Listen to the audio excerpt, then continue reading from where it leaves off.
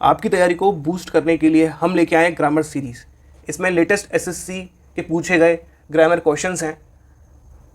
आपको पता ही है कि एसएससी के हर एक पेपर में 4 से 5 क्वेश्चन आते हैं ग्रामर से रिलेटेड, यानी 10 मार्क्स तो आप ग्रामर से सिक्योर करते हो। तो चलो फटाफट शुरू हो जाओ और प्रैक्टिस करते हैं। तो आपको करना क्या है कि पहले वीडियो पॉज करना है, क्वेश्चन सॉल्व करना है, फिर इसका सोल्यूशन देखना है। तो बिना टाइम वेस्ट किए फटाफट शुरू करते हैं। तो पहला क्वेश्चन करेंगे, Neetu have been waiting for me since 10 o'clock in the morning. तो इसमें बताना है किस पार्ट में एरर है। तो इसमें एरर है ऑप्शन नंबर 1 में। नीतू हैव बीन नहीं होगा, नीतू हैज़ बीन होगा। ठीक है, इसके एक बार रूल को भी समझ लेते हैं। 3 पर्सन होते हैं, फर्स्ट पर्सन, सेकंड पर्सन और थर्ड पर्सन। ठीक है, अब इसमें भी सिंगुलर होता है और प्लूरल होता है। जैसे एग्जाम्पल से ले लें, आई, वी, सेकंड में हम यू करते हैं। ठीक है, और थर्ड पर्सन में जैसे सिंगुलर में ही, शी या फिर कोई नाम, जैसे इसमें दे रखा है नीतू। प्लूरल में होता है दे, ठीक है, या फिर देम। तो ये जो सब ये वाले जो हैं,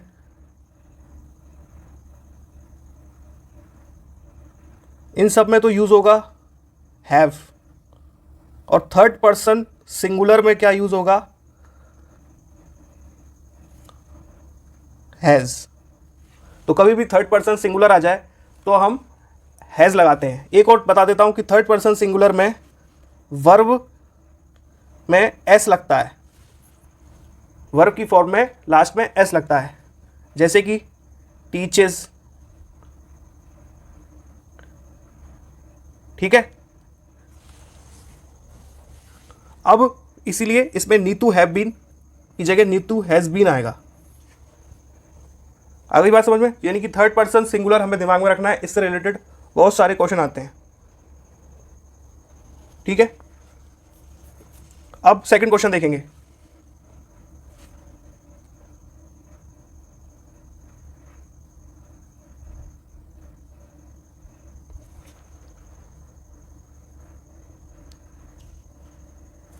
सेकंड क्वेश्चन सॉल्व करिए। अब इसे बताना है कि कौन सा ग्रामेटिकली करेक्ट स्टेटमेंट है।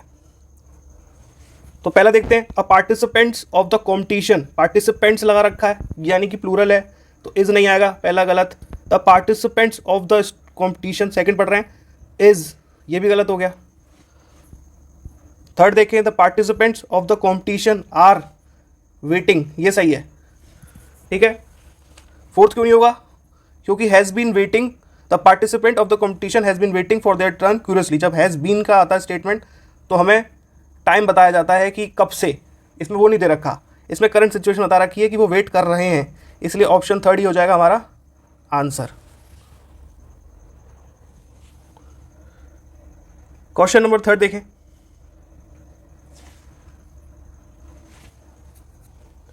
After knowing truth the jury took the right decision in the case. इसे बताना एरर किस केस में है।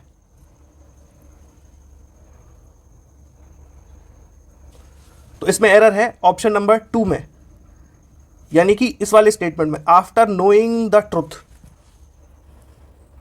कोई पर्टिकुलर ट्रुथ होगा ना, उसी को जान के ही जूरी ने डिसीजन लिया है, तो उस पर्टिकुलर ट्रुथ को बताने के लिए द का इस्तेमाल करेंगे। फोर्थ क्वेश्चन करेंगे, the boys and the teacher wants to win. इसमें बताइए क्या होगा, इसको करेक्ट करना है हमें, इसको आप करेक्ट करेंगे। इसमें क्या करेक्शन, तो इसमें होगा वॉन्ट टू विन, क्योंकि बॉयज और टीचर्स एक साथ हैं, प्लूरल बना देता है। और मैंने बताया था ये वॉन्ट्स एस किसके साथ लगता है, थर्ड पर्सन सिंगुलर के साथ। ठीक है, तो इसलिए ये वॉन्ट टू विन आएगा, इसका आंसर हो जाएगा थर्ड। क्वेश्चन नंबर 5 देखें, अब इसे बताना है कि इसकी जगह क्या यूज होगा। Select the most appropriate option that can substitute the underline segment in the given sentence. बताएं। तो इसमें है the fact the God created man in his personal view by giving him an intellectual spirit elevates him above the beasts of the field। तो इसमें क्या होगा बताओ। Yes, इसका आंसर होगा फोर्थ। तो फोर्थ हो जाएगा इसका आंसर। अगर कोई भी क्वेरी हो, अगर आपको कुछ भी बताना है तो आप कमेंट बॉक्स पे कमेंट कर सकते हो, ठीक है। तो ये होगा the fact that God created man in his personal view, personal view नहीं, इन हिज ओन इमेज। एक तरीके से भगवान ने हमारे जो है क्रिएट करा है मैन में अपनी खुद की इमेज। कैसे? उसको एक इंटेलेक्चुअल स्पिरिट दे दी, एक इंटेलेक्चुअल भावना दे दी, सॉरी,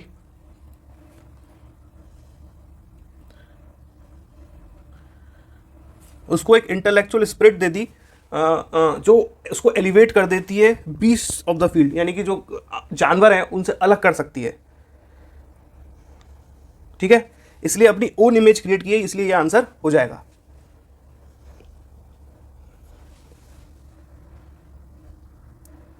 क्वेश्चन नंबर 6 करेंगे।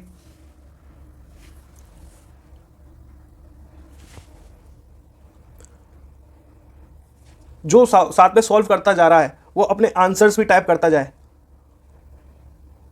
ये आपका एक तरीके से टेस्ट है। We all should help each other. बताएं। तो इसमें क्या आएगा, सही क्या आएगा, इसकी जगह क्या सही है, क्या नो सब्स्टिट्यूशन आना है, बिल्कुल ठीक है क्या ये? नहीं, इसका आंसर हो जाएगा आंसर नंबर 3, क्योंकि एक से ज़्यादा लोग, दो से ज़्यादा लोग हैं, ऑल आ रहा है, यानी कि हमको यूज़ करना पड़ेगा वन अनदर। ईच अदर हम कब यूज़ करते हैं आप कमेंट बॉक्स में बताएंगे।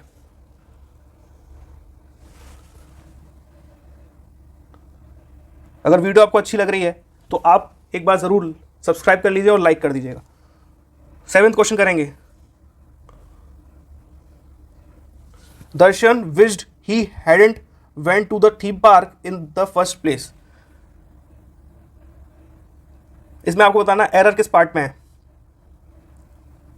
तो एरर है इस पार्ट में, यानी कि ऑप्शन नंबर 2। यहां वेंट की जगह क्या आएगा बता सकते हो? यहां पे गलती है, वेंट नहीं आएगा, यहां पे आएगा गॉन, क्योंकि हैड, हैज, हैव इनके साथ क्या आती है, वर्ब की, इनके साथ क्या आती है, वर्ब की थर्ड फॉर्म, ठीक है। इसलिए गॉन आएगा वर्ब की third form.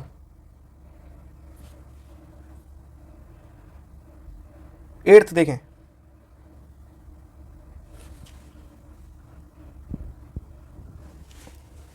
The availability of funds will be ensured if they all try to submit the proposal on time.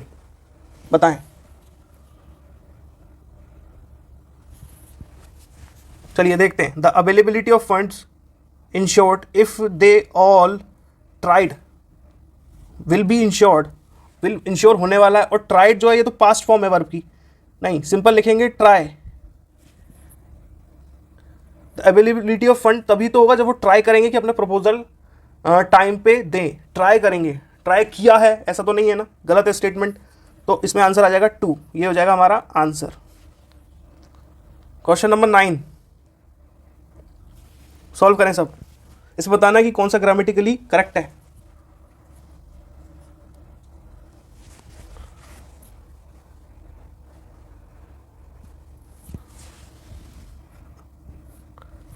तो पहला है it is a party, it is a nice party and I am enjoying the party. Second, it is a party, I am, it is a party, I am enjoying an party. तो an party तो आएगा नहीं, ठीक है। It is a party, I am enjoying a party, ये भी गलत। It is the party, I am enjoying an party. तो इसका आंसर नंबर हो जाएगा ए, क्योंकि it is a nice party, ये एक नाइस पार्टी है और मैं एंजॉय कर रही हूँ इस पार्टी को। द क्यों यूज़ किया, पर्टिकुलर, ए एन, द, ए और एन यूज़ नहीं होगा, द का यूज़ होगा, इसलिए ऑप्शन नंबर 4 इसका आंसर हो जाएगा। अगर कोई भी आपको डाउट है तो आप कमेंट में पूछ सकते हो, मैं आपको बाद में रिप्लाई कर दूंगा।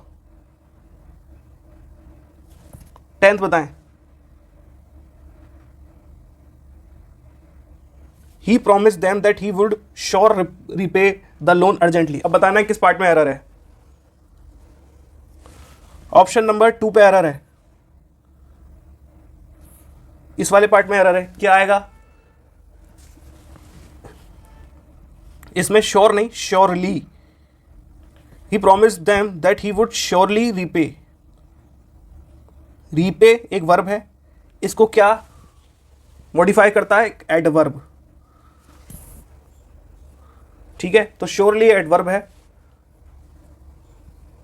इसलिए इसका आंसर आएगा ऑप्शन नंबर 2, ठीक है ना। ये ग्रामर का रूल है कि एडवर्ब जो है वर्ब को, एडजेक्टिव को और खुद एडवर्ब को मॉडिफाई करता है। Question number 11। अगर आप कहोगे कि ग्रामर की रूल्स की सीरीज लानी है तो एक वीडियो तो ऑलरेडी जो है चैनल में है, आप उसको देख सकते हो, और मैं और भी सीरीज लाके फटाफट ग्रामर के रूल्स भी खत्म कर सकता हूं। तो जो भी आपकी डिमांड हो कमेंट करिएगा। It is reported that she has win a price of money 10 lakhs at a reality show. बताना है कि शी हैज़ विन की जगह क्या सही है।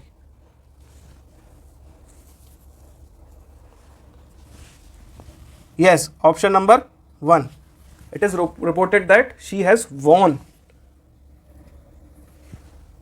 ये रिपोर्ट किया कि उसने जीता है एक prize money of 10 lakhs at a reality show. तो हैज़ के साथ मैंने बताया था, हैज़, हैव के साथ वर्ब की थर्ड फॉर्म आती है।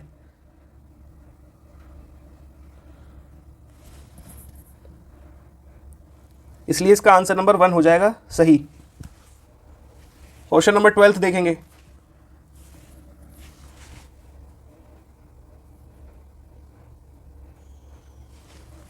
Karan called the restaurant to ask if he could reserve a table for tomorrow.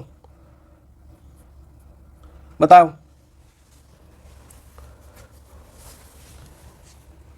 इसमें क्या आएगा,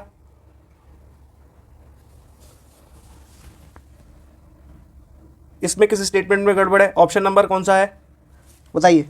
तो इसमें क्या है, ऑप्शन नंबर ये वाला गलत है। करण ने कॉल किया है ना, कॉल कर दिया है, तो called the restaurant, Karan called the restaurant to ask if he could reserve a table for tomorrow. इस तरीके से आंसर नंबर 2 इसका रॉन्ग स्टेटमेंट है, तो यही हो जाएगा आंसर। आई बात समझ में, ठीक है। और पहली बात, करण क्या है, थर्ड पर्सन सिंगुलर, तो यहाँ पे क्या आना चाहिए था, अगर आता तो एस आता, तो कॉल्स आता, तो कैसे भी देख लो ये गलत ही है।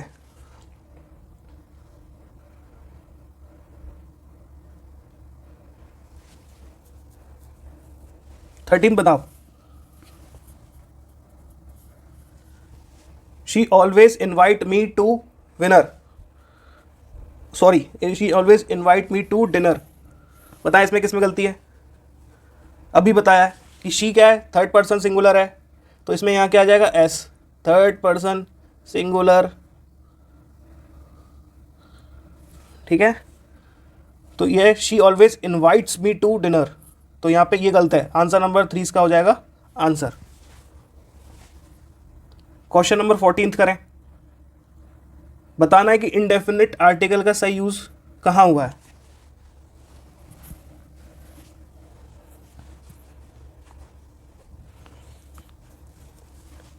She is an Indian artist married to a European engineer. बताएं, she is an Indian artist married to an European engineer, ये गलत होगा। अब ये देख लो, क्योंकि एन किसके साथ आता है, A E I O you, vowel sound जो फील करे, यूरोपियन में वाई का साउंड आ रहा है, तो ये एन तो आएगा नहीं, तो ये भी गलत, ये भी गलत। और ये देखिए ए आई ओ यू यानी कि एन, तो इंडियन के साथ क्या आएगा, एन, यानी यही ऑप्शन सही है। AEIOU वॉवल साउंड्स वाले उनके साथ एन आता है, इसलिए इंडियन के साथ सही है। और यूरोपियन क्या है, इसमें वॉवल का साउंड नहीं आ रहा है, इसलिए इसके साथ आएगा आ। तो she is an Indian artist married to a European engineer, इसलिए 1 इसका हो जाएगा answer.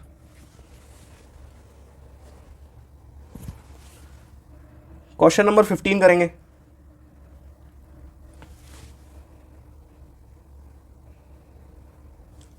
I think Jeremy will not have saved enough money by the time the year ends.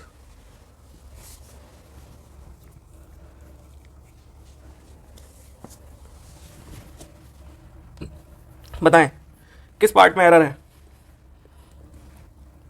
Option number कौन सा सही होगा? तो I think Jeremy will not have save, गलत हो गया, यहाँ आएगा सेव्ड, थर्ड फॉर्म लगेगी, इसलिए यही गलत है। Enough money by the time the years and, इसलिए ऑप्शन नंबर 4 हो जाएगा इसका आंसर। आई बात समझ में? हैज़ और हैव के साथ क्या होता है आपको कमेंट में बताना है। वर्ब की कौन सी फॉर्म यूज़ करते हैं कमेंट में बताओ, आपको याद हुआ कि नहीं। और थर्ड पर्सन सिंगुलर है तो उसके साथ वर्ब में क्या होता है ये बताना है, कमेंट में अभी बताएं। और वीडियो को अगर सब्सक्राइब नहीं किया है, सॉरी चैनल को सब्सक्राइब नहीं किया है तो कर लें, और वीडियो को लाइक करिए। 16th करेंगे, select the grammatically correct sentence, इसमें से कौन सा ग्रामेटिकली करेक्ट स्टेटमेंट है बताना है।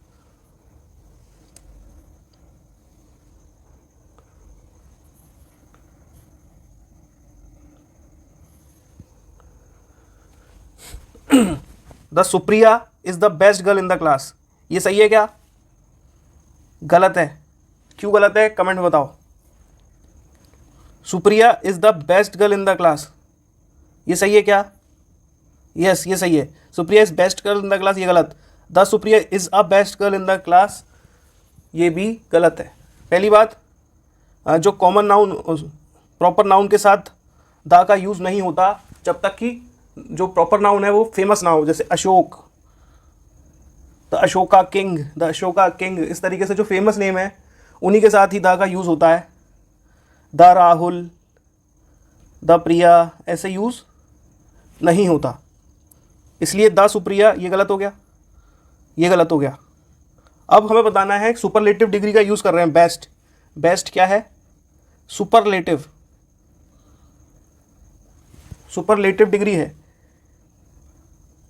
यानी कि इसके साथ द का यूज़ होगा। तो Supriya is the best girl in the class, तो ये वाला ऑप्शन सही है, यानी कि क्वेश्चन सॉरी ऑप्शन नंबर 4 क्या हो जाएगा हमारा answer.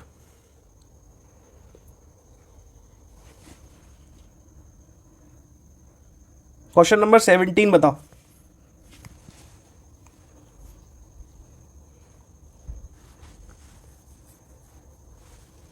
He was so curious that he rose many questions in the meeting. तो इसमें he rose many questions की जगह क्या ये सही है पहले तो ये बताना है, नहीं सही है तो कौन सा ऑप्शन आएगा।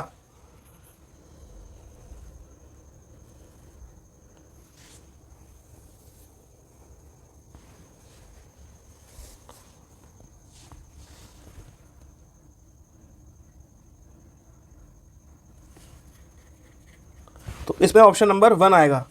ही वॉज सो क्यूरियस, वो इतना क्यूरियस था दैट ही रेज्ड, तो पास्ट फॉर्म आएगी raised, that he raised many questions in the meeting. ठीक है, अब आपको राइज और अराउज में डिफरेंस क्या है ये बताना है। ठीक है, ऑप्शन नंबर 4 के उसका आंसर नहीं होगा, आपको ये बताना है कमेंट में। क्वेश्चन नंबर 18 बताएं। ये बताना, select the options that express the given sentence in past tense form. Past tense form में कौन सा ऑप्शन सही है?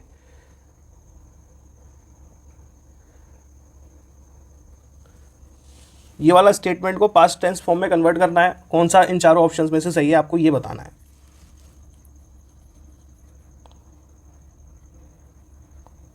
तो पास्ट टेंस फॉर्म में करना है तो the declaration will come, will तो मतलब आएगा, ये तो गलत हो गया, ये तो फ्यूचर में चले गए। The declarations which come out from that office were not dependable, तो कम जो है ये भी गलत है क्योंकि कम पास्ट फॉर्म नहीं है, गलत। द डिक्लेरेशंस विच केम, ये तो ठीक है, फ्रॉम दैट ऑफिस आर, ये गलत हो गया क्योंकि पास्ट के लिए हम क्या यूज़ करते हैं, वर, और केम, ये हो जाएगा हमारा आंसर। 18th का 4 हो जाएगा हमारा आंसर। 19th क्वेश्चन बताएंगे।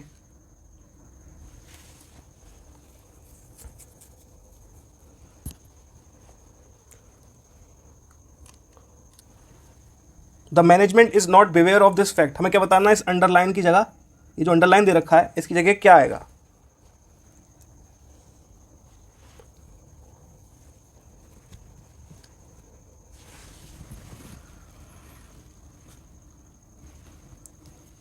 देखें, बिवेयर और एक वर्ड होता है अवेयर, तो वर्ड, एक वर्ड है बिवेयर, बिवेयर का मतलब पता है, सावधान, ठीक है, कुत्ते से सावधान, गड्ढे से सावधान, तो इस तरीके से हम बिवेयर का यूज़ करते हैं। तो मैनेजमेंट इज़ नॉट सावधान नहीं, अवेयर का मतलब जानकारी, किसी चीज़ की आपको जानकारी है कि नहीं, you are aware of this fact or not, I am aware of this, do you aware of this information or not, इस तरीके से हम यूज़ करते हैं। तो यहाँ बिवेयर नहीं आएगा, अवेयर आएगा, तो अवेयर ऑफ ये हो जाएगा आंसर। क्वेश्चन नंबर 20 करेंगे, इसमें ये द लिखा है,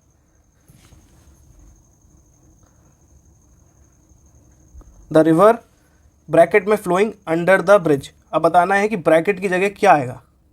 ऑप्शन नंबर 1 है वॉज फ्लो, सेकेंड है फ्लोज, थर्ड है इज फ्लो एंड फोर्थ है इज फ्लोड।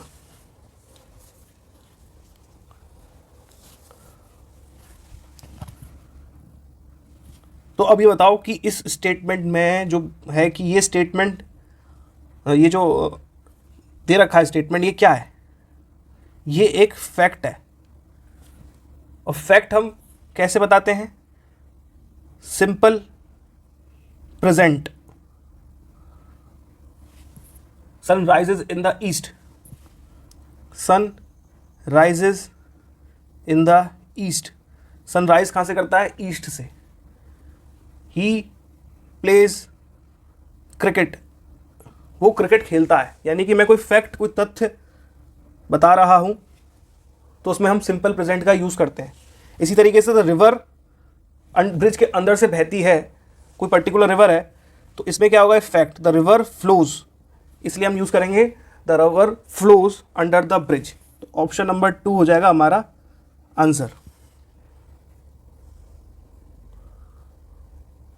आया समझ में? इसको एक बार और देखना।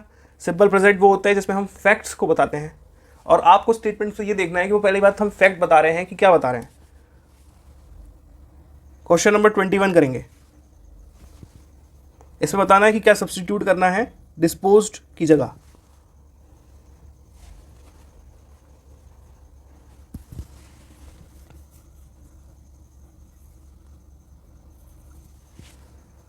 तो they have disposed all the old books, बताएं। तो डिस्पोज्ड ऑफ होता है, डिस्पोज्ड ऑफ मतलब टू गेट रिड, या फिर निपटारा करना, किसी भी चीज़ से निपटारा, या to get rid of something या समवन, उसे कहते हैं हम डिस्पोज्ड ऑफ। ठीक है, यानी कि ऑप्शन नंबर 3 है हमारा आंसर। क्वेश्चन नंबर 22 करें।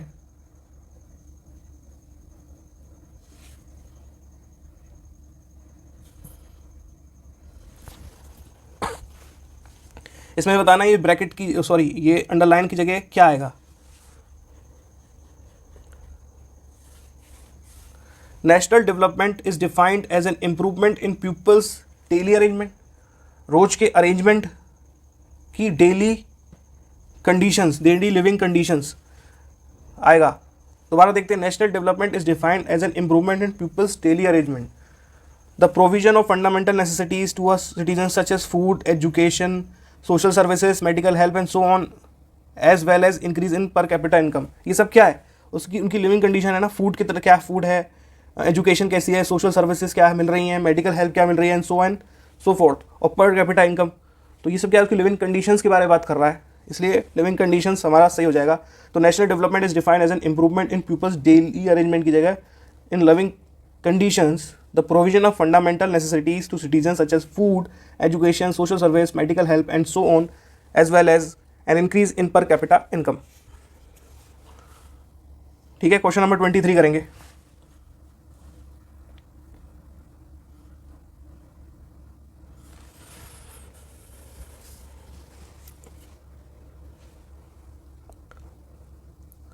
इसमें बताना है कि करेक्टली यूज किस में हो रहा है।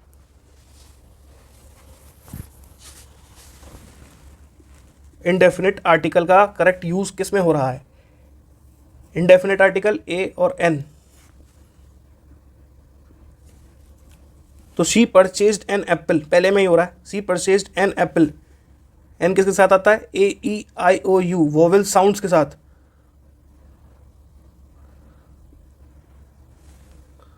ठीक है, वोवेल साउंड्स के साथ। तो she purchased an apple, apple में वोवेल का साउंड आ रहा है, एप्पल का आ रहा है साउंड आ रहा है, तो एन आएगा, ये इसका आंसर हो गया। 24 देखें, सजनी had interfere in this matter. बताओ किस पार्ट पे गड़बड़ है। ऑप्शन नंबर 2 में हैड के साथ क्या आएगा, इंटरफेयर्ड,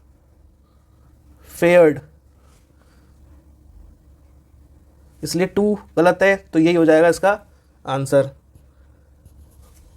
25 बताएं,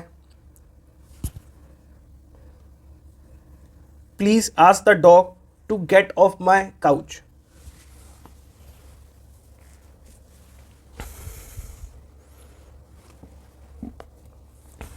please ask the dog to get off my couch. तो इसमें जो ऑफ है वो ये वाला यूज होने वाला है, इसलिए ये आंसर सही है। गेट ऑफ मतलब switch off, switch off the light, किसी चीज से हट जाना। तो ऑफ का डो डबल एफ का यूज होता है, इसलिए गेट ऑफ ये हो जाएगा आंसर।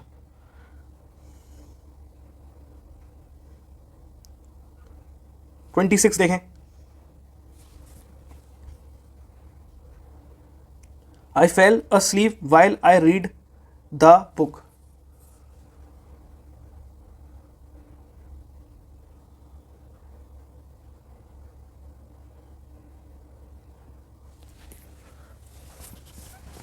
बताएं इसमें कौन सा ऑप्शन होगा। I fell asleep while I read the book।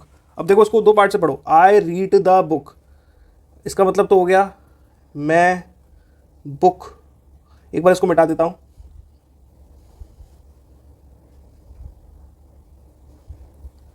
मैं बुक पढ़ता हूं, I read the book.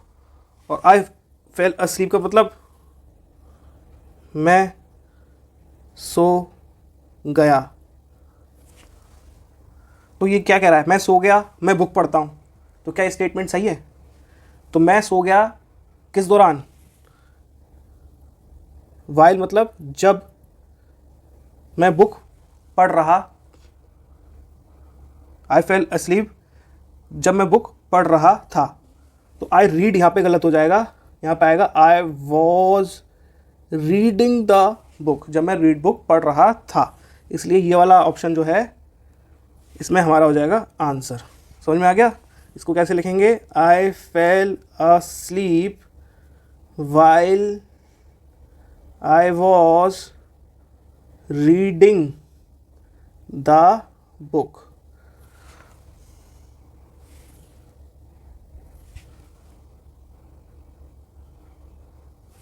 Twenty 27 देखें, I will no go out. 27 बताएंगे, इफ इज रेनिंग,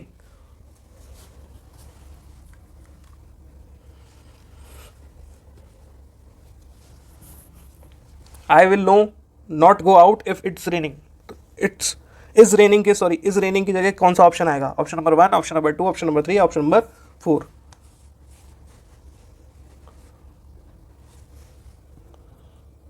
तो इसमें आएगा ऑप्शन नंबर 1, क्योंकि I will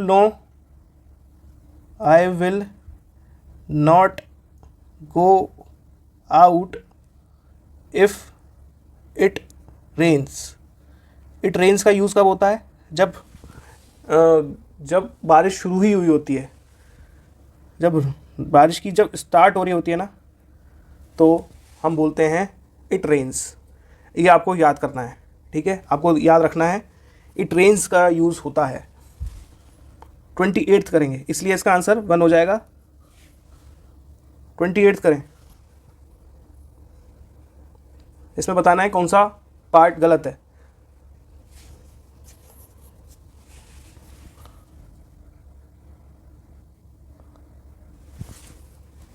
I can't talk right now, I am being really busy, I call you later।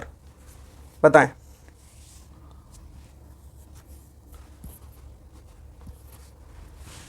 तो I can't talk right now, I am really busy, I am being नहीं आएगा, I am really busy, ठीक है, I am really busy, मैं बहुत busy हूँ, तो being का यूज़ नहीं होगा, इसलिए पार्ट नंबर 2 में गड़बड़ है, एरर है।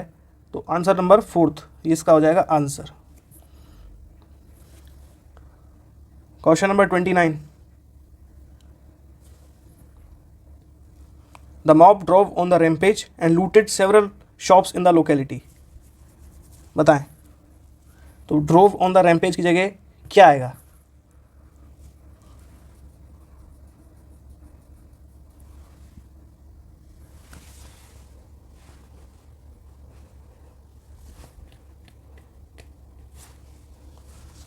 तो mob went on the rampage सही होता है। देखिए, go/वेंट ऑन द रैम्पेज,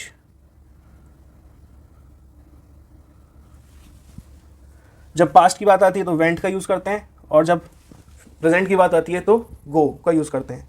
तो the mob went on the rampage and looted the, ठीक है, several shops in the locality. Go or went on the rampage का मतलब क्या होता है? बताएं।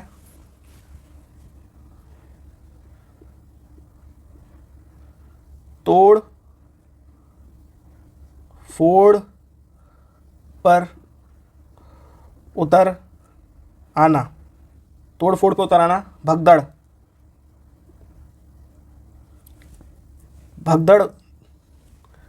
कर देना और चीज़ों को तोड़ देना। भगदड़ का मतलब एक और होता है stampede,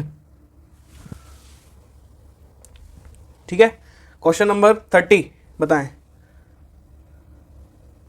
I have not seen you for last year.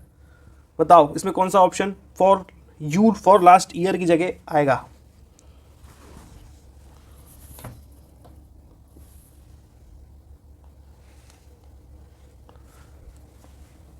इसका ऑप्शन नंबर सही 3rd क्या हो जाएगा? आंसर। क्यों? क्योंकि लास्ट ईयर क्या है? Point of time. एक बार रिवाइज कर लेते हैं। देखो, एक होता है पॉइंट ऑफ टाइम, एक होता है period of time. Point of time मतलब समय का कोई एक स्पेसिफिक पॉइंट, जैसे मैंने बोल दिया मंडे लास्ट ईयर,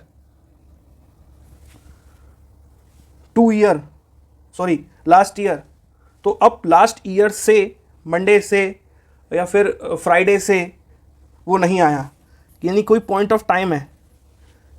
तो कोई पॉइंट ऑफ टाइम की बात करते हैं तो हम किसका यूज़ करते हैं?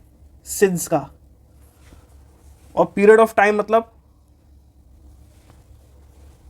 जैसे कि पीरियड ऑफ टाइम मतलब हमें कोई ड्यूरेशन बता रहे हैं कि 2 वीक्स, 1 ईयर, एटसेट्रा, मतलब वो 2 हफ्तों से नहीं आया, 1 ईयर से नहीं आया, तो हम क्या बता रहे हैं यहाँ, हम ये बता रहे हैं पीरियड यानी कि ड्यूरेशन, तो हम किसका यूज़ करेंगे, फॉर का। तो अब लास्ट ईयर, सॉरी अभी कह रहा है I have not seen you for last year, तो लास्ट ईयर क्या है, एक पॉइंट ऑफ टाइम है, यानी कि लास्ट ईयर से मैंने तुम्हें नहीं देखा, तो हम यहाँ क्या पे यूज़ करेंगे, इसका यूज़ करेंगे सिंस का। इसलिए ऑप्शन नंबर 3 क्या हो जाएगा हमारा आंसर। 31 बताएं। The present century threats to our environment which include interfering species, ailments, pollutions, and a boiling temperatures were putting wildlife populations at peril. तो बताना इसको, इसमें किस पार्ट में एरर है।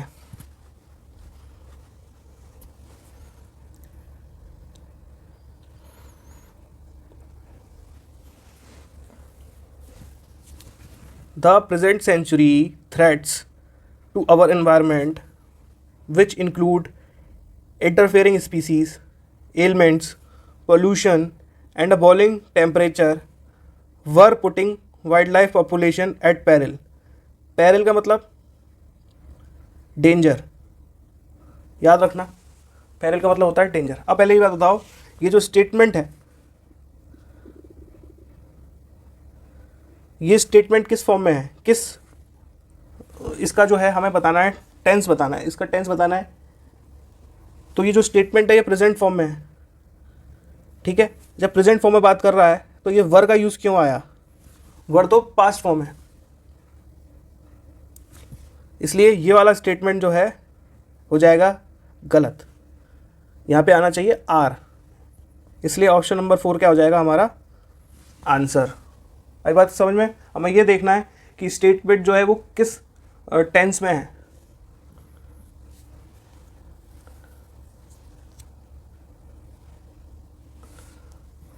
अब 32 बताओ।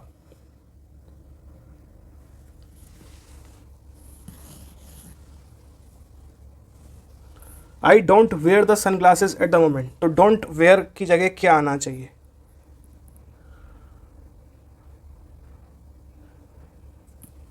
कह रहा है I don't wear the sunglasses at the moment, यानी कि कहना क्या चाह रहा है वो, पहले ही बताओ। ये कहना चाह रहा है कि मैंने अभी सन ग्लासेज नहीं पहन रखे। पहली बात, आई डोंट वेयर क्यों गलत है, I don't wear the sunglasses, तो डोंट वेयर का मतलब होता है कि मैं नहीं पहनता, नहीं पहनता, और ये कह रहा है मैंने नहीं पहन रखे, तो I am not wearing, I am not wearing. I didn't wear तो होगा नहीं, मैंने नहीं पहने थे sunglasses at the moment, अभी की बात हो रही है, आई डिडंट वेयर तो आएगा नहीं, आई वोर भी नहीं आएगा, आई वॉज वेयरिंग भी नहीं आएगा, सब पास्ट की बात कर रहे हैं। हम अभी बता रखा है कि एट द मोमेंट की बात हो रही है, तो I am not wearing the sunglasses at the moment, ये हो गया हमारा आंसर। अब क्वेश्चन नंबर 33 बताओ।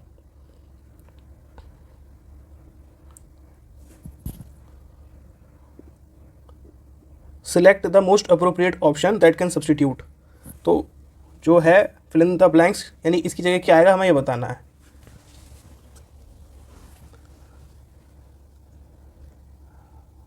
हर hopes for building her own house were beaten when she lost her jewellery box.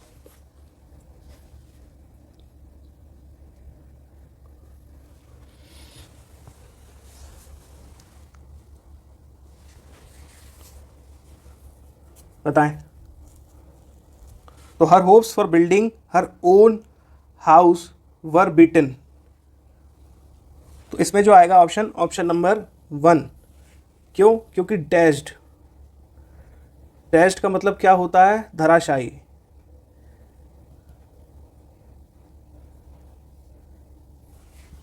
यानी उसका जो होप था for building her own house, वो क्या है, धराशायी रह गया जब उसकी jewellery box he when she lost her jewellery box, जब वो अपना ज्वेलरी बॉक्स खो देती है, तो उसका जो सपना था या होप थी, उम्मीद थी, वो सारी डैश्ड आउट हो जाती है, धराशायी हो जाती है।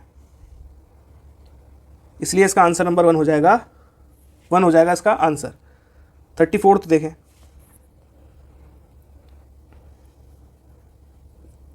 Aniket lives in the small apartment in the suburbs. बताओ किस पार्ट में एरर है।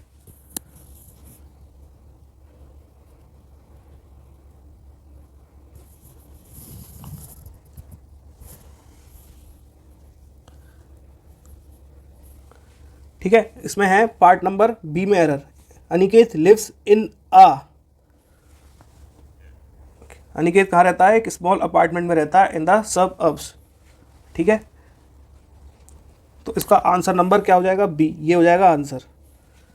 एक स्मॉल अपार्टमेंट में तो रहता है, हम क्या बोल रहे हैं एक बार और समझने की कोशिश करो। अनिकेत लिव्स, अनिकेत रहता है एक स्मॉल अपार्टमेंट में इन द सब अर्ब्स। सब अर्ब्स मतलब गांव वाला एरिया, या फिर जो कि एक शहर से दूसरे शहर के बीच में जाते हैं उसको बोलते हैं सब अर्ब्स। जो रास्ता होता है वहाँ पे रहता है,